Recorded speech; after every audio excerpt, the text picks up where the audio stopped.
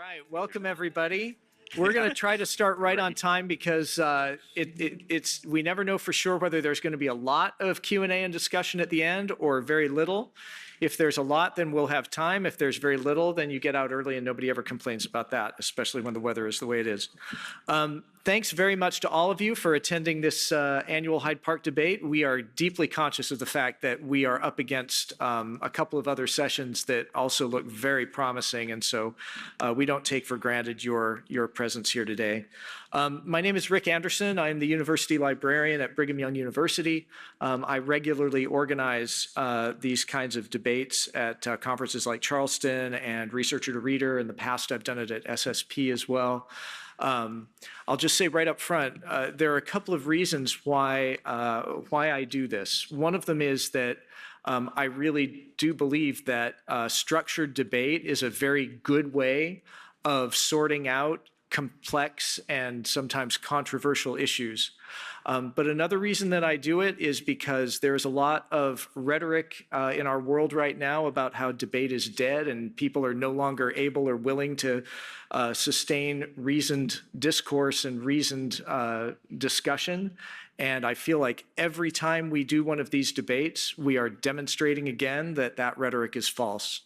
So thank you very much for being here to help be a part of this ongoing experiment. Let me introduce our debaters and then, well, let me tell you how it's going to go and then I'll introduce our debaters.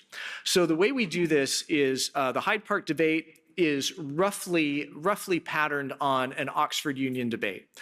So what we'll have is, so we have a proposition. The proposition before us is generative AI will make academic libraries better. We have one person who argues in favor of the proposition, one who argues against. We open with a 10-minute opening statement from the person arguing in favor. That is then followed by a 10-minute statement from the person arguing against. There will then be a 3-minute response from the first debater and then a 3-minute response from the second debater. We will then open up the floor to questions and comments from the audience. Now, one thing that many of you will be used to is conferences where the moderator gets very irritated when you stand up to ask a question and instead make a statement, right? I was actually at an international conference once where the moderator sat there and when somebody made a comment that was supposed to be a question and wasn't, the moderator just started interrupting him and saying, question please, and did that over and over until the person shut up. We're not going to do that here. This is a debate, so not only are you welcome to ask questions of the debaters, but you're also willing to make statements of your own and say, here's why I agree with the proposition or why I disagree with the proposition. Before the debate begins, we're going to take a poll, and the poll will measure how many people in the room are already either in favor of or against the proposition. And I'm going to ask everybody in the room, if at all possible, to please participate and vote at the beginning. After we've had the statements, the responses, and the discussion, we'll close the session by taking the same poll again, and we'll then measure how many votes moved. Now, I need to be very clear about this because not everybody intuitively understands this. The goal is not, or the winner of the debate is not determined necessarily by who has the most votes. Because if it were, then we could only ever do debates about issues on which people are equally divided. Instead, it's how many votes move in which direction. So if we take the initial poll and 80% of you agree that generative AI is going to make higher education better, and at the end of the debate, only 78% of you agree that generative AI will make higher education better, then that means that the con argument won, because that's the one that moved the most votes. Does that make sense? Okay, so with that, and the other thing I need to say is, please vote at the beginning. If you vote at the beginning, please make sure you vote again at the end, because we want to measure the movement of all the votes. If you come in late, or if for some reason you don't vote in the beginning poll, please don't vote in the second one, because again, we want to measure how many votes moved. Okay, all that out of the way, let me introduce our debaters. Emily Singley is Vice President for North American Library Relations at Elsevier. She's going to be arguing in favor of the resolution. Corey Seeman is the director of Kresge Library Services at the Ross School of Business at the University of Michigan. He's going to be arguing against the resolution. And we will begin, we will begin by taking the poll.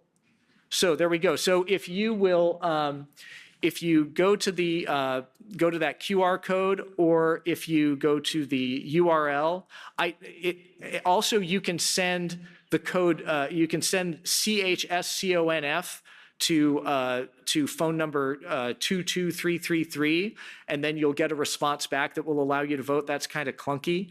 I'd recommend either going to the website or going to the website either by entering the URL or by going to the QR code. So I'm going to activate the poll. The URL is pollev.com/CHSCONF.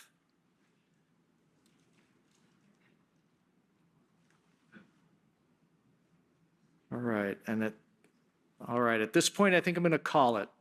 So we're going to call it, stop voting. All right, we're going to call it 63% in favor, 37% opposed. Clear the responses. And I will now turn the time over. Now, please, nobody vote during the presentations, okay? Just put your phones down. And now I'm going to turn it over to Emily. And you'll see me being a clock Nazi here. In fairness to everyone, we're going to observe the time limits very, very strictly. So, Emily. Great. Hello, everybody. I am so thrilled to be here to make the case that generative AI will make academic libraries better. And thanks so much, Rick, for the invitation to be here. It's such an honor to be here on the Hyde Park debate stage. So here's what I want to set out to prove. Generative AI will significantly improve how well academic libraries serve their users. And I think we can all agree that serving users, helping our students and faculty and scholars and researchers succeed, that's what academic libraries are all about. Generative AI will help library users succeed by enabling universal accessibility, by transforming search and discovery, and by opening more library collections to the world. But before I dive into how that's going to happen and some examples, I want to be crystal clear about one thing. What is under discussion here is not ChatGPT. This isn't about asking a chatbot to generate answers based just on its training data. And let's face it, that's probably what most of us think of when we hear the words generative AI. And it's probably what most of us have experienced thus far as generative AI. I'd like us to instead consider the possibilities of generative AI built by and for libraries. Let's go beyond question answering bots and think about what becomes possible when libraries point Gen AI technologies at real knowledge, not ask it to make something up. Let's consider technologies that can understand full text, that can help users interrogate real books and articles, and that can help libraries process their actual collections. It's these capabilities I'd like us to focus on. What might a library become in this emerging Gen AI world where computers can now read and understand human language? How might library services change if we embrace this newfound ability we have as humans to converse with knowledge? Let me give you a few examples.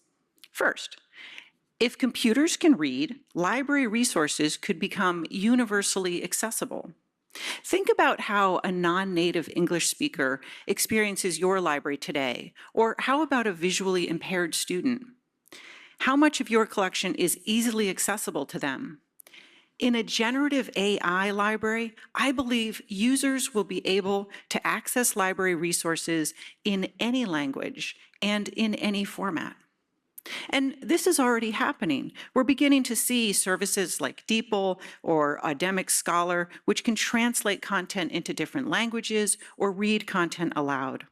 And I learned about an app at Arizona State University recently that is instantaneously generating descriptions of image content to assist the visually impaired. For that non-native English speaker or that blind student in your library, this is a game changer. But accessibility can be taken further. Generative AI can also help people understand content at differing reading levels or grade levels. Think about how a neurodiverse student experiences your library today. Or how about that freshman who maybe isn't quite ready for college? What happens when they encounter a complex research article for the first time? It's overwhelming, right? What if those users could instead have a conversation with that article? What if they could ask for complex ideas to be explained at a simpler grade level? Now that computers can read, these are the possibilities that we can begin to think about. Providing users the ability to read in their native languages, to engage with resources in any format, to learn at their own pace, this will make academic libraries more accessible. And that will make academic libraries better. So let me go on to my next example. And let's consider how generative AI is transforming search and discovery. Up until now, libraries have been really good at helping users find lots and lots of stuff. But we haven't had many options to help users make sense of all of that stuff that they find. And we've all experienced this, right? You go to the library catalog and you run a search, you get thousands and thousands of results, and then you have to spend hours sifting through them. So now with computers that can read all those search results and all that full text in seconds, highly relevant content can be pulled out and identified for you, the human, to read through more closely. And insights and connections and synergies that are buried in all that full text can be pulled out. Generative AI is a search and discovery accelerator, helping humans find the signal through the noise. Improving search will accelerate knowledge discovery, and that will make academic libraries better. But if you're still not convinced, let me give you one more example. Generative AI, I believe, is going to make it possible for libraries to finally open their hidden collections to the world. This is a big deal. We know that only a small fraction of special collections are digitized and widely available. And often, the bottleneck is in the processing time. Think about all that amazing, unique content that is undiscoverable. What if we could vastly accelerate processing time? Ithaca's Project Odyssey pilot is a great example of someone who is doing just that.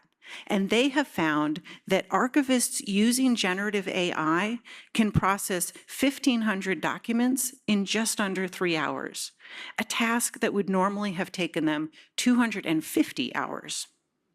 Accelerating the processing of hidden collections will make libraries more discoverable, and that will make academic libraries better. So I've just given you a few examples of how generative AI built by and for libraries will make them better. It will make academic libraries better by making access to resources universally accessible, by transforming how we search for knowledge, and by making previously hidden collections discoverable. And I want to emphasize that this isn't a distant future I'm describing. All of this work is going on right now. Libraries are experimenting with these technologies, and vendors are developing new tools. Given the pace of these advances, can you imagine what a library could look like in 5 or 10 years' time? How many barriers to access might we be able to overcome? How many UX nightmares might we be able to finally solve? Think of the possibilities for improving library services in a world where computers can now understand what you're saying. where computers can read. In this new generative AI world, libraries will be able to help their users in ways that were unimaginable just a few months ago.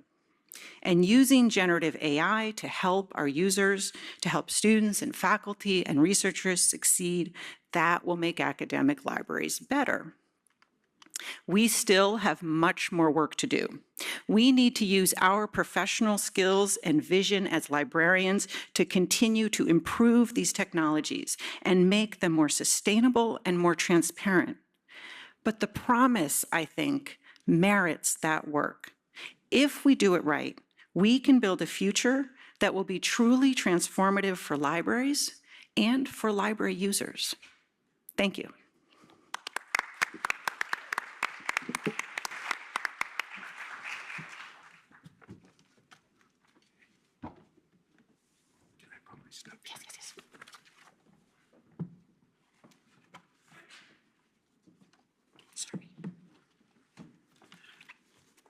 Good afternoon. Thank you, Rick and Emily, for joining me to discuss the proposal generative AI will make academic libraries better. I don't believe this is the case. For libraries, dealing with change is the norm. I took an optimistic and hopeful approach while navigating my library's transformation from a traditional to a solely electric one back in 2014. In regards to this new world of Gen AI, I'm not certain this is the case. Academic libraries are long revered for their centrality and core to mission. Libraries are often called the heart of the institution, and administrators will always applaud our work, especially when reducing budget, space, or both.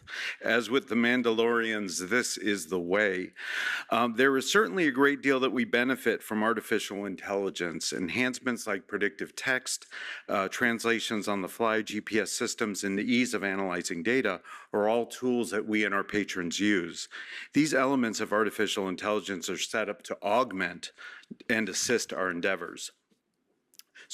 Gen AI appears to be designed really to replace our work in some levels, and that has been a driving force in its remarkable growth over the past 2 years.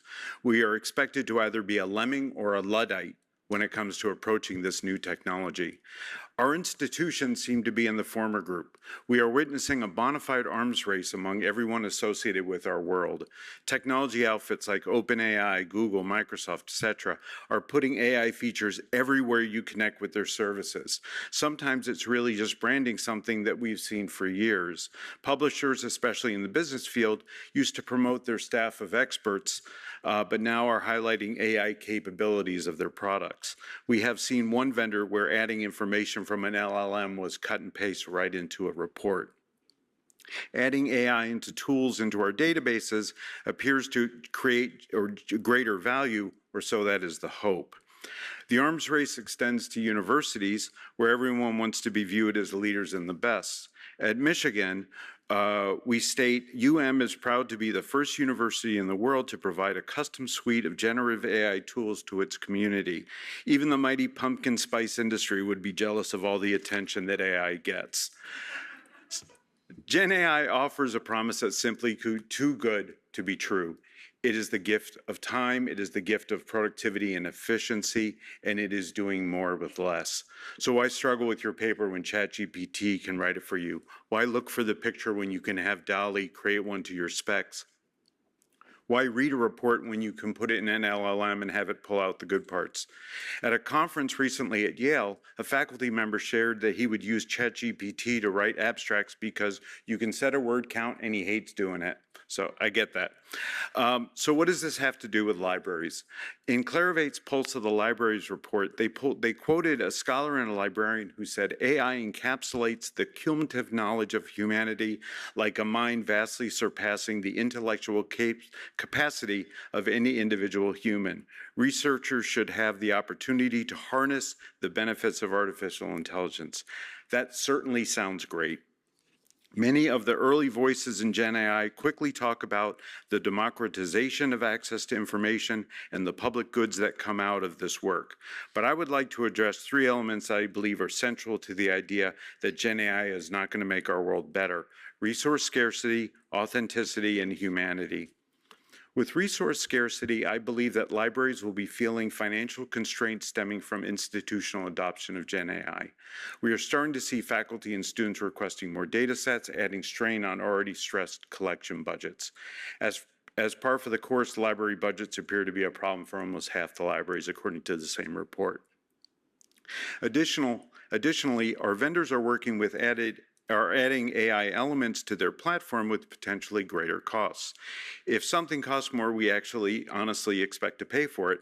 But adding AI to every tool seems like having more cowbell. Can we ever really have enough? Tech research firm IDC shared a projected worldwide Gen AI cost for all organizations will increase 40% annually from this year to 2027 as it moves to around $150 billion. If we extrapolate that to campus budgets, we might see similar increased needs from campus IT to get ahead of the curve. For all organizations, that money has to come from somewhere, and libraries do not often do well here. And there's the electric bill.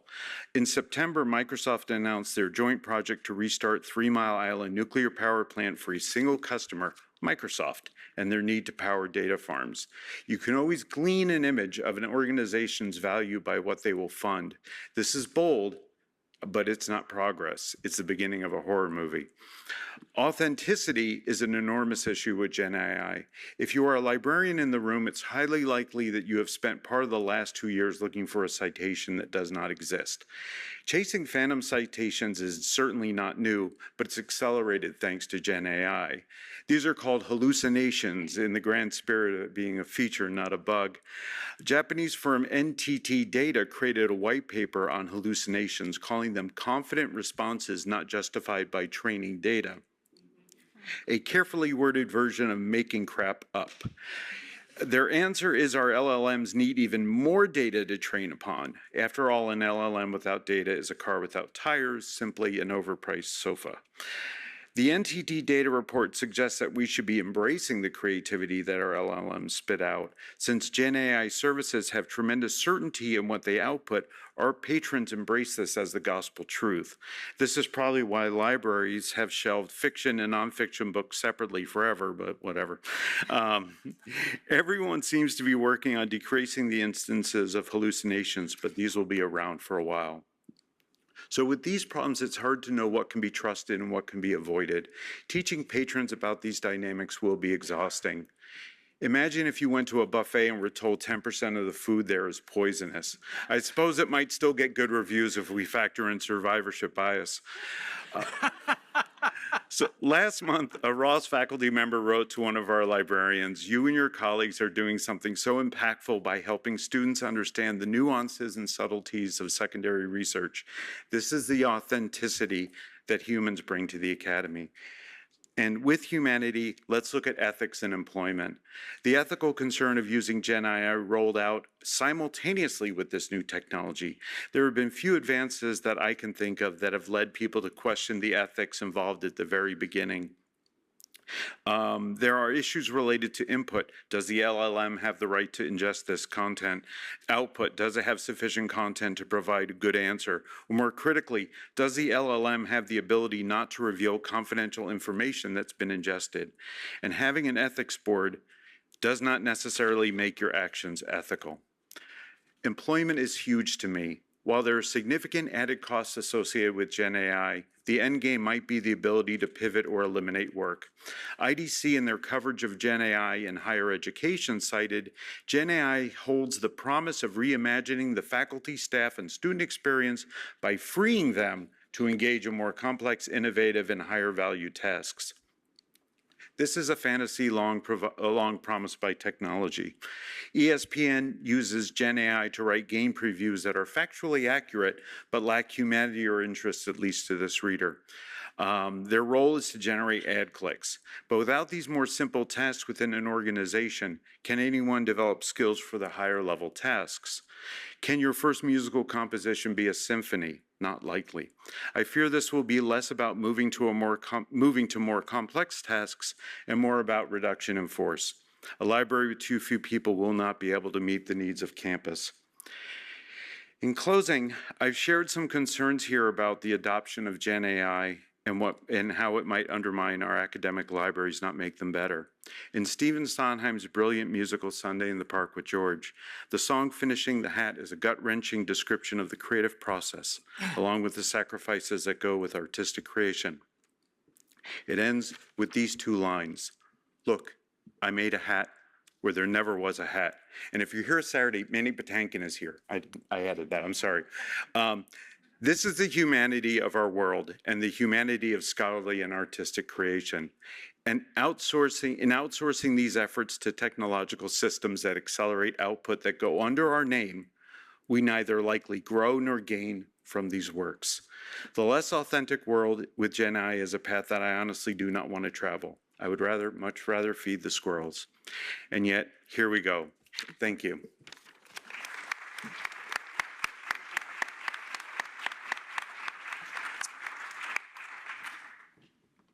Okay, Emily, for the 3-minute response. Okay, all right. Taskmaster Rick here over here. So thank you, Corey. That was great.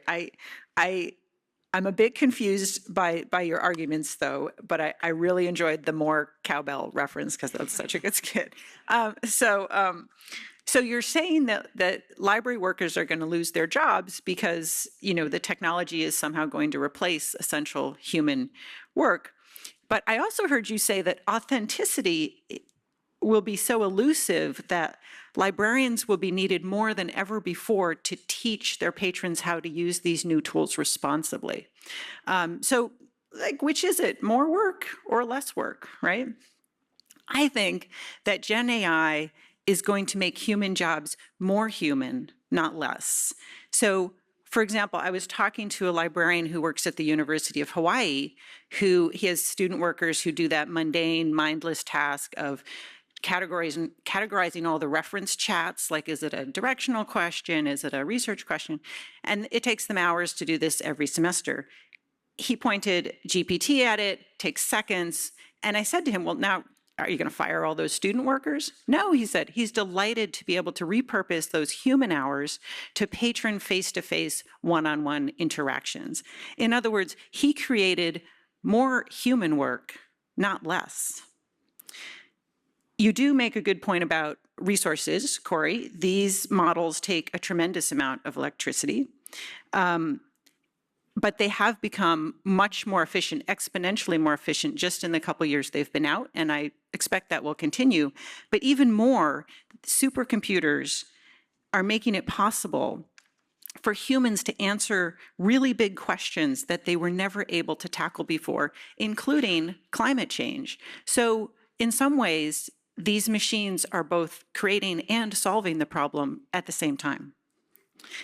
And one quick word about hallucinations. That would be a good argument if, as I said before, we were talking about ChatGPT and tools that make things up. ChatGPT is not a library tool. If your students are using ChatGPT to answer questions, they should not be. And they need you, librarians, humans, more than ever before to help them make that distinction. So if you're in the business of teaching people how to use and find trusted, accurate, valid information and how to use library tools responsibly, you're not going to be out of a job anytime soon, I don't think. Thank you.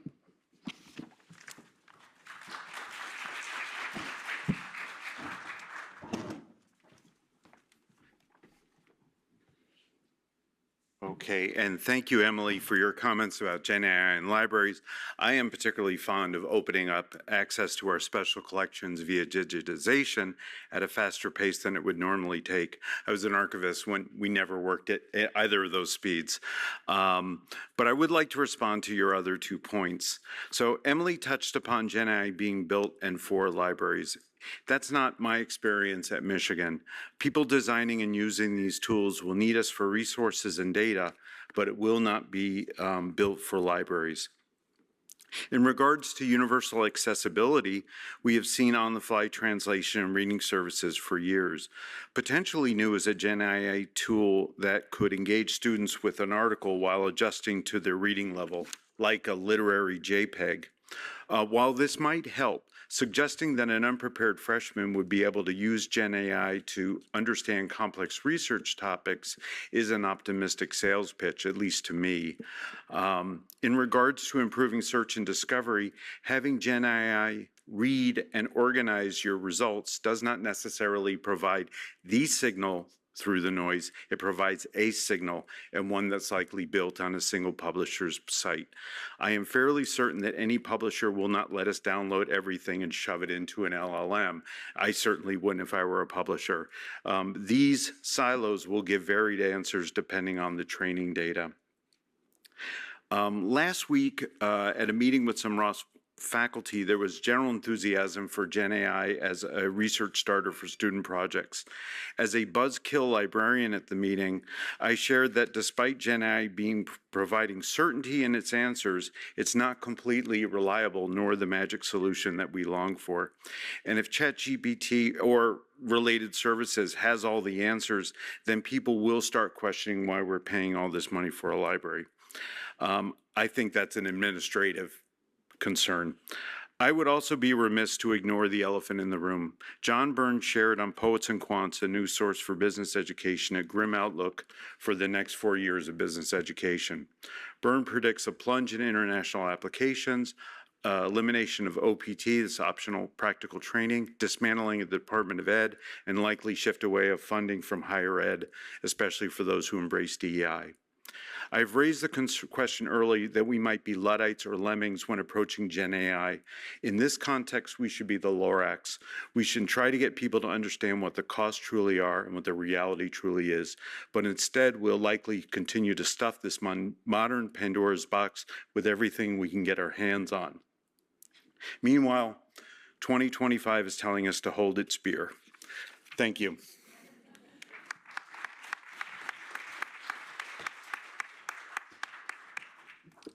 Thanks so much, Corey and Emily. Okay, so the floor is now yours. I've asked a couple of our friends, Tim and Athena, to run microphones for us. They're going back and grabbing the roving mics. Please do wait to make your comment or ask your question until you get a mic, because this program is going to be available on video later on, and we want everybody to be able to hear everything that's said. So again, you're welcome to ask questions of our debaters. You're also welcome to make a statement of your own, either against or in favor of the proposition. And we'll turn it over to you. Please raise your hand if you've got something to ask or something to say. And I don't believe for a second that nobody here has any comment on this, this issue. Please. Higher education is an industry. We depend on an economic solution. Corey's talk about how the products that are being offered by our vendors are going to increase with cost. And so therefore, we will have less and less sources because our funding never increases, usually in most academic institutions. But also there's the economic, that these free or these wild generative AI services, the Perplexities and the GDP5s and all of these other things that the students are using will eventually have to have a reason to exist. They have to make a profit. How do you think they're going to make a profit? What they're going to be doing is selling advertising. And that's going to be the priority. So much like Amazon doesn't give us the options of the goods, what we expected from Amazon, what we're going to be seeing is what those AIs are being funded to push to us. It could be a product, it could be an idealization. And therefore, I still do not believe that this is good for academic institutions. And there's other reasons too, but I'll let somebody else talk. Good. Any responses to that from either of our debaters? I would, I mean, one of the things that is, I've alluded to this, if Elsevier or Sage or Wiley or whoever is in making a greater investment, then we understand that we have to pay for it, and that's fine. It's starting to happen that given the uncertainty of maybe future budgets and the uncertainty of where products are going, for the first time ever, I have had a vendor tell me they won't do a 3-year deal because they know they're shifting their price structure based on and added AI costs. And so that was a little alarming. Yeah, and I would just say that the vendors, I work for a vendor, it's been mentioned by name a couple of times. I didn't do it. But we are having to pay the large language model companies, to your point, right? So as you say, the costs do get passed on, but what we are seeing is that cost per query is coming down very, very rapidly. And I think like all new technologies, it's bright and shiny at first, and we all get excited about it, and it's expensive, and there's like 2 people in the world who can actually build these models. Competition is going to happen. I think it's going to happen as fast as NVIDIA can make the chips, right? It's going to happen. We're going to see more companies entering this space. And I think the prices are going to really, really come down to the point where this will be, just like buying any other library tool or textbook or anything else. So again, new technology is always kind of like, wow, and then it starts to come down in price. And I'm speaking as Emily Singley, not as Elsevier. So don't, like next time you're negotiating, don't hold me to that. And I don't know about the 3-year deal. I haven't heard of that. It wasn't one, with but- you. Oh, good. You're good. No, we like you. We do. Emily, let me ask a follow-up question. You mentioned that the price per query is going down quickly. Is that because the actual transaction cost is going down, or is it because the number of queries is rising quickly relative to fixed costs? No, it has to do with hardware. So this whole thing is about hardware. Anyone who thinks it's about anything else is it's hardware. The whole reason we could build these models is because the chips got way faster. So, and there's one company in the world really that's building these chips, and really should have bought stock like earlier. But so I think that's where we need to see the competition, and that's where we need to see, and also, to your point with the electricity, right? Like they're building server farms everywhere, right? They got to find the electricity to run these models, and that's going to bring those costs down too. So it's about efficiency, it's about speed, it's about getting the hardware more efficient, and that'll bring it down. David. If I could make a brief comment about the resolution, I think we can all, or maybe most of us would agree that it's not really either or, right? I mean, so I'll just say that, but. So do you think it's possible that Gen It could be AI both. will leave it the same on balance? That's hard to say, but. Academic libraries. the same. Yeah, that's hard to say. But, we could have had the same discussion 25 years ago, maybe about the World Wide Web. Absolutely. And I see a lot of the parallels, with all the excitement, if you're old enough to remember. We just couldn't have done the polls is the problem. That's But anyway, sorry. QED. My question is for Emily. Some vendor, maybe yours, maybe some other, already has control of a mass of content, scientific content, and can develop proprietary AI tools to work with that content. What is to stop you from developing your own suite of tools that you could then market directly to provosts or VPs for research and bypass the library entirely, getting rid of the library? I hope I didn't give you an idea you didn't already have. Getting to Corey's point about an existential threat, I think that could well be an existential threat. Yeah, I guess that's a 2-part question. The first part is, I think what you're getting at is, could we develop our own model? Is that large language model? Yeah, I mean, Okay. you have enough content that you control, Actually, and it would be siloed, right. right? Because it wouldn't be Wiley's content or Springer Nature's content, it would be your content. And you could build something out and say, hey, provost, hey, VP for research, look what we can provide you. You can not only get rid of all these librarians, but you can get rid of a bunch of other ancillary staff too, who work in the VPR's office, et cetera, grant writers, who knows? Got it. Yeah. So I wish that were true. No, I don't.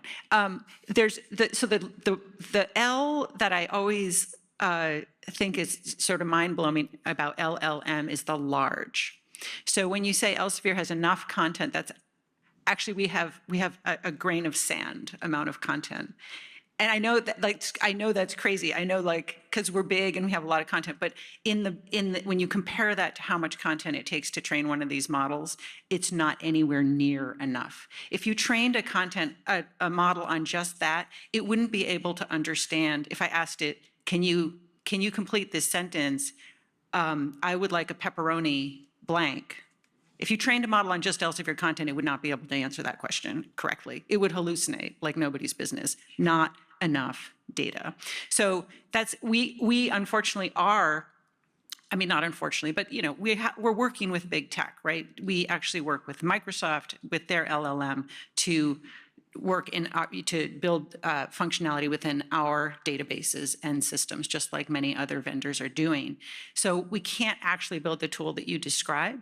But you had another point, which is about going around libraries that I wanted to hit on, which is we're actually doing the opposite. And I have some colleagues in the room who are very busy working on this, which is what we hear when we talk to our library customers is we want to be able to go somewhere that's not ChatGPT, that has scholarly data, not in its training data, but that you can point the LLM to and use it for search and discovery. That's not just Elsevier. We hear that over and over and over from all of you. And so we're excited by that. And it turns out that Science Direct is already working on this. We have partnerships with a lot of other publishers to bring their content into Science Direct. And so that's hopefully going to be a trusted platform where you can experience those Gen AI features, but across a wide variety of publishers. Nobody wants to be in a silo. I don't want to be in a silo. You don't want to be in a silo. And it's not what's right for research. It's not what's right for our students and faculty. Because it doesn't make any sense. Why would you want to read just the Elsevier stuff and not the Springer Nature stuff? You're not getting the full picture of your research field. I don't think Springer is actually in Science Direct yet, so don't hold me to that. But that's where we want to be, right? We want to be collaborative with other publishers to build scholarly tools that can really help advance human knowledge. Corey, I saw you taking notes. Did you have anything to add? Yeah, I was just going to add that, thank you, that one of the dynamics, and not to be paranoid, but sometimes we are, we know that organizations can control costs or generate more revenue, and it's always easier to control costs. And the most attractive thing about squeezing a library out is that centrally available real estate. But I think that as we look at sort of how this is all going to play out, maybe not for Michigan, but maybe there's smaller schools that really could benefit from such a model that you're proposing, where it's like, okay, well, you're not going to have a library with a bunch of books that are not getting checked out, but instead we can have a sort of access to a slice of a large electronic library. There might be models like that, and that might be something that could have an impact. When in regards to the sort of the staffing side, we've been very fortunate in that our staff has actually grown, but I don't think we're actually the norm in my library. And a lot of people are trying to do to actually add on more things, and instead of actually getting enough people to do what we think, there is some savings certainly with using ChatGPT. We brought it, or LLMs. We talked about that yesterday with coding, things that you could do much more easily. But I think fundamentally, it's a more threat than I think because of the way that the higher ed is actually heading. And hopefully it's not an MBA who's actually making those decisions, because they probably went somewhere else, or hopefully went somewhere else. I've got a thought forming based on what you were saying about Microsoft. The University at Albany, we're also partnering with Microsoft. We're doing the same thing with our own data and saying, okay, we're going to partner with you, your LLM, our subset of data. I believe Michigan also worked closely. Yeah. Where does Microsoft play into this from the big scheme of things, or some of the other bigger players? Because, I mean, I've done some work with the Gates Foundation before, and we're all licensed for Microsoft products in this room, probably, right? We're paying for that.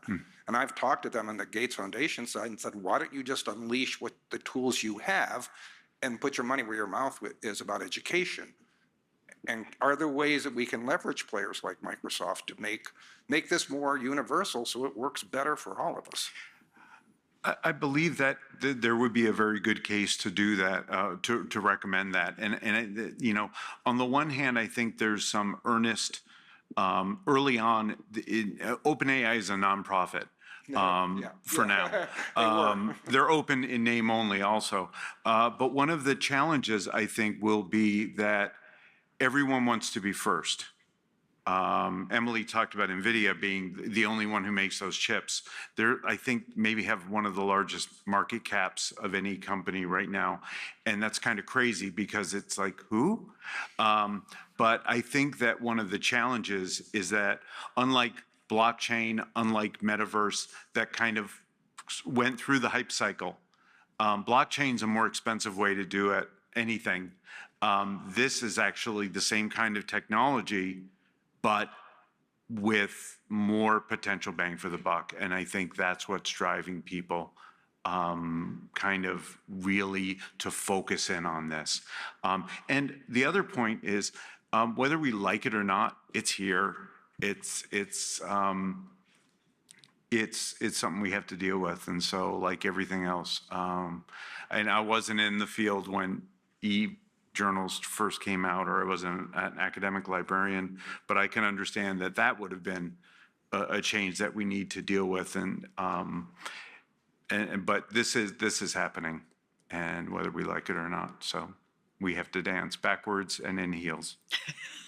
I remember at a Charleston conference in 1997, somebody in a presentation saying, you know, we think that we need these e-journals, we think that we need these electronic databases, but do we really? I still think about that sometimes. Yeah. Okay, Emily, sorry, what were you going to say? Yeah, I remember when the World Wide Web was like, what is this and what would you use it for? Yeah, I just want to make one comment about Microsoft. I think one of the reasons that they have such a dominant, I mean, OpenAI, obviously, that was a good play for them. But they're also on all of our desktops, as you mentioned. And so when Copilot comes in, right, it's like, oh, okay, now I'm going to start using it here. But I wonder who's going to be the Apple in this space, right? Who's going to be the IBM disruptor? Like, you remember PCs and the rise of personal computing, and, you know, we were all IBM shops, right? Nobody ever got fired for buying IBM was the, Yeah, and the mantra back then. who's going to be the Apple, you know, that comes, the smaller company that comes around and says, I can do it better, forget your Microsoft. So I think there will be competition. We just don't see it yet because it's just, there's a little bit of that happening right now. We've got another. Given the nature of a Hyde Park discussion, two people opposed, Emily and Corey, it might suggest, sorry, that was weird. Well, not weird, just not what I meant to say. It suggests library versus vendor/publisher. And we've had some comments about that, I think, at some point. But I want to add that there are a number of publishers/data vendors who are really worried about AI stealing their business. And this is particularly those who serve a corporate market as well as the academic market. And some of them have now changed their interfaces, so you can't download any PDFs anymore because PDFs are easily readable by AI. So it's not just the libraries who have valid concerns about the impact of AI. Many vendors and publishers also are really worried about it, the fact that it may end their business or at least reduce their sales dramatically. So it's not a binary in terms of library versus vendor. Both of them have a lot at stake and both of them can gain from it. So just want to make sure we don't get into that binary us versus them, because it's really us and them versus them in terms of the complexity of AI's impact. Thanks. While we're waiting, I mean, one of the things that may be inspired by Rick here, I've always thought of vendors and publishers. The reason why I love this conference is because we're at the knot of the bow tie. We have faculty kind of on both sides of us as the producers and the users. We're kind of in the middle together trying to figure this out. And 10 years we were trying to figure out something else. 10 years from now, we'll try to figure out yet a different thing. And it's just the weird kind of environment that we're in. But I really think that the challenge, and one of the other things is that even they were talking, it was yesterday, I was at a session, they were talking about how search usage and downloads is actually decreased because of the way that Google now presents content from inside a report, so you don't have to go to the report anymore. So our world is changing in so many different ways, and it's just you're sort of bracing for the next thing. As I think about voting for or against the proposition after we're done here, I have something sort of jumping into my head. There's a little tweak of the statement. I'm thinking that libraries' #1 goal should be to find ways that AI can make libraries better. And whether I vote for or against it is whether I believe that libraries will be able to do so. And that's or be willing. or be willing. Yes, willing and able. Very, very, very much so. Yeah, I like that comment. I just want to say I have been speaking this year in particular to more and more librarians who are finding really interesting and innovative ways to work with this technology to help their students and to help their libraries. So I see it happening. It's still very new, and it's always sort of the generic use case, the web. If you think like Google versus the library catalog, that's sort of where we're at, except the library catalog hasn't been built yet. So I see it happening, but we're still in such early days, but I'm optimistic. And then Emily and I were talking a little earlier. I shared with her, Gen AI took a long time to develop, but as we know it out in the wild, it's about 2 years old, so it's a toddler. And we're trying to figure out what college it's going to go to and what sport it's going to play and all that stuff. And it's really challenging because we don't know where the line goes. And so, like everything else we do in libraries, we're dealing with, we'd like to think strategically, we'd like to think long-term, but really it's about step to step and how we're going to get through the year. And then the one thing that we haven't talked about is what's happening today on our campuses is that faculty are doing things they probably aren't supposed to be doing with the data that we provide to the campus. And so just corralling this is a Herculean task. There's two things that the library needs to do with generative AI, because it is here. It may, who knows where it's going to lead us all, but one of the things is that we need to teach our students better critical thinking skills. Definitely, because that's the way that they're going to be able to approach even prompt engineering, let alone that. But they're also the only way that you can judge the results is by domain knowledge. And because, they're in the university to learn that domain knowledge. And so they're jumping over that concept of saying, okay, what is good, what is bad, because they don't know any different. So it's not good for the student. But another reason why I think that AI is still in the infancy that does not going to be good for libraries is that I also listen to a lot of knowledge management webinars. And I was at one last week and somebody asked, not me, is there any innovation coming out of generative AI and the use of the knowledge management and all the structure and everything else you put into it? And every single one of the vendors there said no. That this is generative AI, it's predictive AI, it's stuff that's already out there. And if we are using generative AI to write anything new, it's not new. It's already out there. So where are we really furthering the concepts of education if they are only using generative AI to do research, to do the writing, or to even, just, we need to have that domain knowledge being taught in a different environment than AI. So I see that we've got more comments, but we're down to 5 minutes left. I think we do have to stop here, and because we need time for the final poll. But first of all, before we go to the final poll, would you please join me in thanking our marvelous debaters? Excellent work. When it's over. Now, before you vote, let me just say this.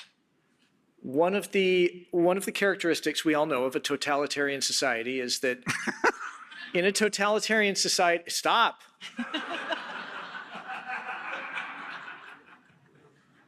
Is that in a totalitarian society, everything that is not forbidden is mandatory. We take a small sliver of totalitarianism at the end of this debate every year. If you voted at the beginning, you must vote again. If you were not here or did not vote at the beginning, you must not vote now, because what we want to do is measure how many of the votes that were taken at the beginning have moved. So with that said, if you voted at the beginning, please vote again now. And again, for those, well, everybody should know how, because the only people I want voting are the ones who voted before. So I'm not going to explain how to do it again. And for your reference, at the beginning, the vote was 63% in favor of the resolution and 63% in favor, 37% opposed. Wow, has it really stopped? You guys took a lot longer to vote at the beginning than you were. I think that.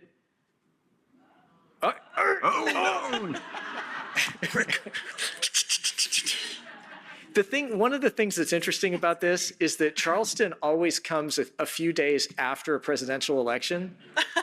And sometimes this feels a lot like kind of watching CNN on election night. Oh, they've called Pennsylvania. No.